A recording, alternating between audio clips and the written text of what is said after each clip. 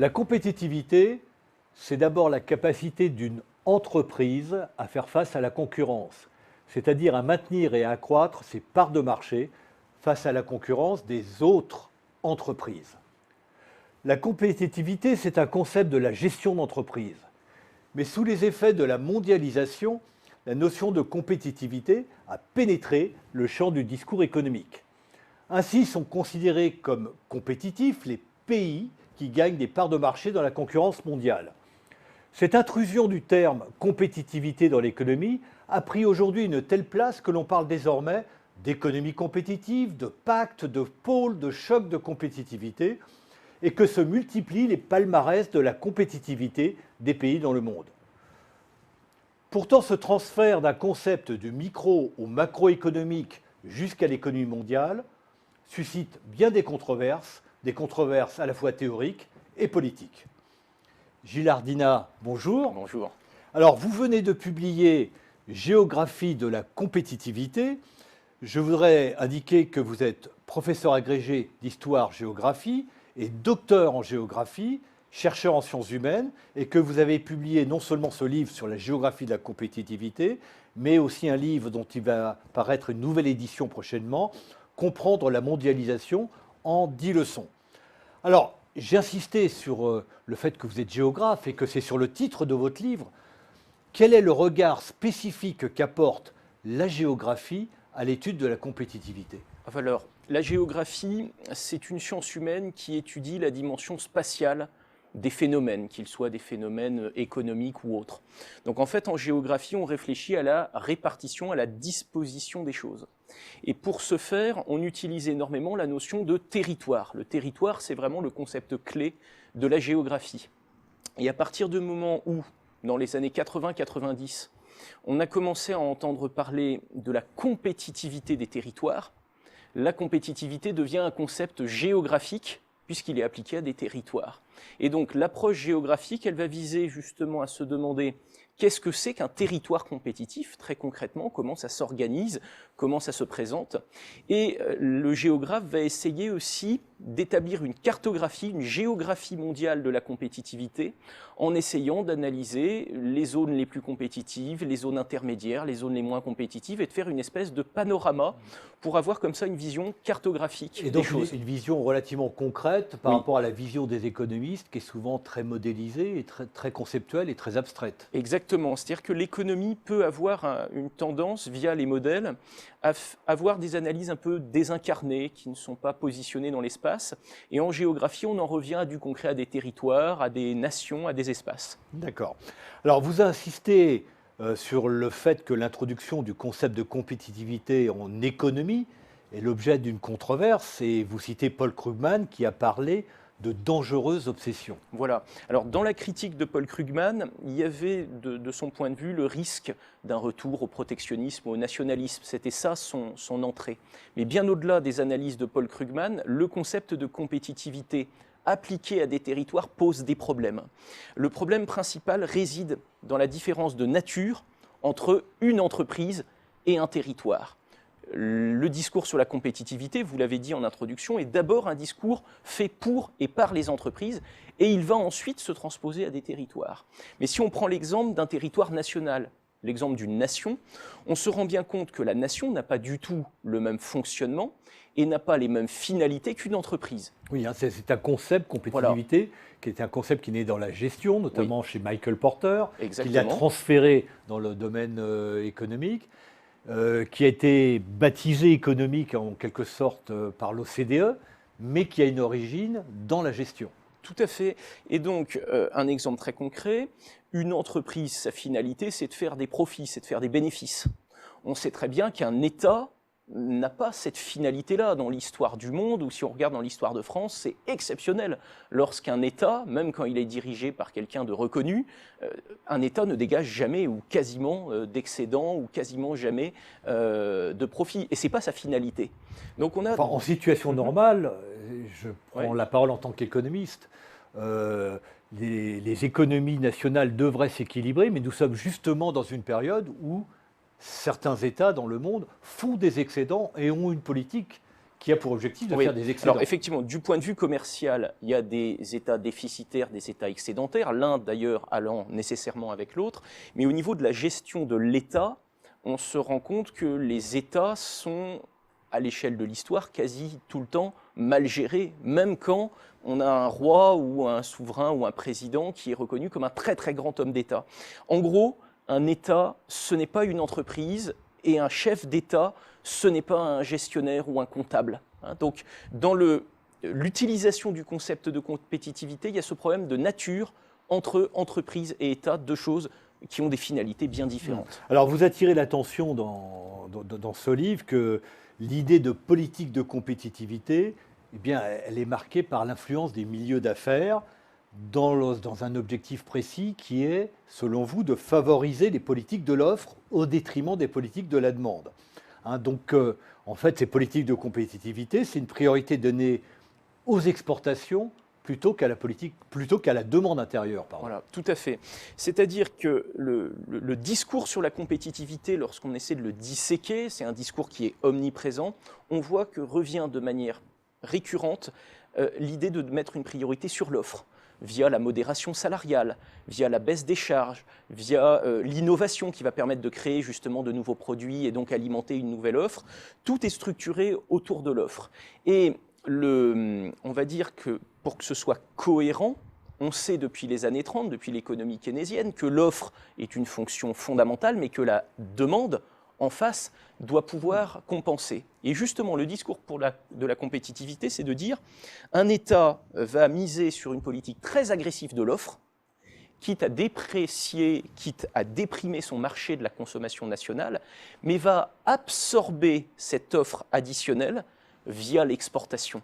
Donc c'est une technique où on va peut-être négliger la consommation intérieure, mais compenser le surplus d'offres et de compétitivité en vendant à l'étranger.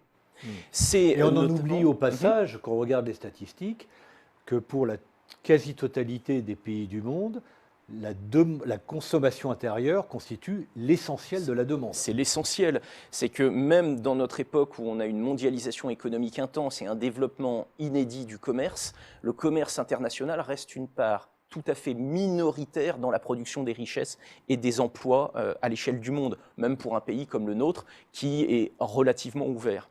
Et cette politique justement de l'offre nécessite l'ouverture internationale vers des marchés. Et on reproche, pour parler concrètement, souvent à l'Allemagne d'avoir suivi cette stratégie-là, une politique de compétitivité très offensive, une politique de l'offre qui ne peut fonctionner que parce qu'au sein de la zone euro, on a des pays qui n'ont pas suivi cette politique-là et qui ont laissé augmenter leurs salaires et filer leur demande intérieure pour absorber les produits de l'Allemagne. Quelle est votre opinion sur la valeur et la rigueur de tous ces rankings, de tous ces palmarès qui existent et qui permettent de comparer la compétitivité des pays? Voilà, alors ces rankings sont intéressants au niveau géographique parce que c'est une base de données pour construire des cartes et pour essayer de voir quelle est la géographie. Alors votre livre, j'insiste j'insiste dessus, et plein de cartes, c'est absolument passionnant de visualiser ça. On ne peut malheureusement pas le montrer à l'écran, de montrer le monde à travers des cartes. Voilà, c'est de dire comment est-ce que le thème de la compétitivité permet de se représenter le monde, une présentation qui est hiérarchisée, puisqu'il y a des territoires plus ou moins compétitifs. C'est le principe même de la compétitivité, c'est d'établir des classements. Alors, les classements autour de la compétitivité sont très nombreux. Le plus connu, le plus célèbre, c'est celui du Forum économique mondial de Davos. Cette grande assemblée tous les ans qui rassemble toute l'élite mondiale autour justement de grandes conférences. Et l'association qui organise ce sommet produit toutes sortes de rapports, dont le plus connu est son rapport sur la compétitivité. La difficulté de cet indice-là et de tous les indices de la compétitivité, c'est qu'ils ont tendance à mélanger des quantités de données extrêmement disparates, extrêmement variables, en donnant des pondérations. On ne sait pas trop d'ailleurs sur quels critères sont choisis tel et tel chiffre, comment ils sont pondérés. Et en fait, ces indices doivent être pris avec beaucoup de prudence, parce qu'en fait, en additionnant parfois des centaines de statistiques différentes, on ne sait plus tout à fait ce que ça mesure. Donc il faut être vigilant, parce que du point de vue méthodologique, l'agrégation comme ça de centaines de données statistiques qui sont d'ailleurs assez peu fiable quand on y regarde en détail, crée plus de confusion. Alors vous avez mené dans le livre vos propres analyses. Quelles conclusions vous en tirez sur la compétitivité dans le monde? Alors, j'ai essayé d'étudier au départ le discours sur la compétitivité. On voit que la compétitivité, ça mesure plusieurs choses. Compétitivité commerciale, compétitivité via l'attractivité, via la compétitivité institutionnelle. On va en reparler dans un instant. Et j'ai essayé à partir de ces définitions de créer des indices. Et en fait, je me suis rendu compte que ces indices de la compétitivité reprenaient au niveau géographique quasiment la même carte. Lorsqu'on cartographiait ces indices-là, c'est une carte quasi identique que la carte du PIB par habitant. C'est-à-dire qu'en gros, les critères de la compétitivité sont très fortement corrélés avec les niveaux de développement des pays. Donc c'est une géographie finalement assez peu innovante parce qu'elle reprend, avec des nuances évidemment, mais les grands axes de force de la géographie des richesses à l'échelle mondiale. Alors vous expliquez par ailleurs dans votre livre que la compétitivité nationale est un espèce de millefeuille qui est constitué, c'est un des grands apports de votre livre, de 3 approches différentes. Alors on va les prendre une par une, d'une façon assez synthétique. Tout d'abord, il y a la conception néo-mercantiliste. Voilà, c'est la plus classique, c'est-à-dire c'est la compétitivité du point de vue commercial. Un pays compétitif, dans la conception néo-mercantiliste, c'est un pays qui exporte énormément et qui dégage des excédents commerciaux.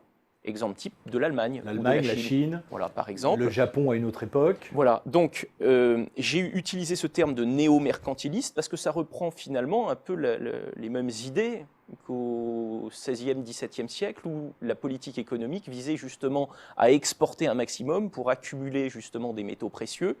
Donc on a une logique là qui est commerciale, assez classique, que l'on peut mesurer d'ailleurs par la balance commerciale, par les parts de marché. Ces pays, entre parenthèses, ces pays qui sont néo-mercantilistes sont souvent des pays qui ont des problèmes démographiques. Ça peut être le cas, c'est pas systématiquement. Il y a une assez forte corrélation quand même. Mais il y a effectivement une assez forte corrélation où l'exportation serait un moyen de compenser une demande intérieure qui a tendance à baisser pour des raisons démographiques ou autres, c'est vrai. Donc deuxième approche, c'est l'approche par l'attractivité. Voilà. Alors l'une des choses que j'affirme dans mon ouvrage, c'est que le discours sur l'attractivité est l'une des composantes d'un discours plus global sur la compétitivité. En gros, l'attractivité, c'est l'une des facettes de la compétitivité d'un territoire. Alors pourquoi les deux vont ensemble? Parce que l'attractivité se fait dans un contexte concurrentiel.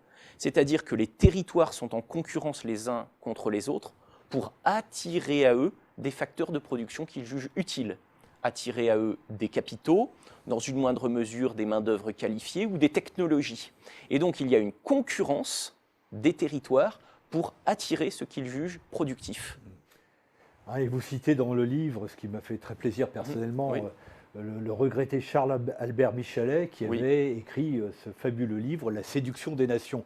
Alors vous critiquez aussi l'émergence, donc troisième point, de la définition institutionnelle. Voilà, c'est que le discours sur la compétitivité, c'est non seulement le discours commercial, donc néo-mercantiliste, non seulement le discours de l'attractivité, attirer les facteurs production sur le territoire, mais c'est aussi, et de manière dominante, une définition que j'ai appelée institutionnelle, parce qu'elle a été élaborée dans les grandes institutions internationales. L'OCDE, l'OMC et tous ces grands organismes de type FMI, Banque mondiale, qui sont d'accord pour dire qu'un territoire compétitif, in fine, c'est un territoire qui est capable de faire de la croissance et du développement, c'est-à-dire un territoire qui va, sur son espace économique, connaître une dynamique de croissance, tout en étant, et c'est fondamental, un territoire et une économie ouverte. C'est-à-dire l'idée de la compétitivité, c'est continuer à croître dans un contexte non protectionniste, dans un contexte d'ouverture maximum. Et c'est la conjugaison de ces deux aspects, croissance et ouverture économique, qui définit, selon les grandes institutions, un territoire compétitif. Alors pour conclure, peut-être Gilles Ardina, vous posez en conclusion le problème du rôle de l'État et selon vous, les politiques de compétitivité sont une sorte d'interventionnisme de substitution et vous parlez même d'un cache-misère de l'impuissance étatique. Voilà. On observe, et c'est un constat que beaucoup font, que notre époque voit les États, dans leurs prérogatives régaliennes traditionnelles, attaqué, il y aurait une érosion de l'autorité étatique, notamment dans le domaine économique, via les privatisations, l'internationalisation des économies, etc. Et donc j'ai eu le sentiment que le succès de ce discours sur la compétitivité, c'est un succès politique, c'est-à-dire c'est une classe politique qui se voit dépossédée de certains de ses outils classiques, par exemple l'outil monétaire, l'outil protectionniste, l'outil de la nationalisation, tout ça, ce sont des choses qui sont de moins en moins usitées par nos dirigeants. Et le discours sur la compétitivité tombe à pic parce que c'est une nouvelle forme de patriotisme économique, une nouvelle forme de politique économique dont les politiques s'emparent pour essayer justement d'exister dans le domaine médiatique ou tout simplement auprès de leurs électeurs. Et c'est pour ça qu'il y a eu un succès ces dernières années du mot compétitivité, adossé à chaque fois à des territoires. C'est parce que des hommes politiques y ont vu un moyen de communiquer sur leur action en matière de politique économique. Face à leur impuissance réelle d'utiliser les outils traditionnels de la politique économique. C'est exactement ça. Donc un livre, j'insiste dessus, de géographes, avec, je le montre un petit peu à l'écran, des cartes qui sont absolument passionnantes. Géographie de la compétitivité. Gilles Ardina, je vous remercie. C'est moi. Bonne journée.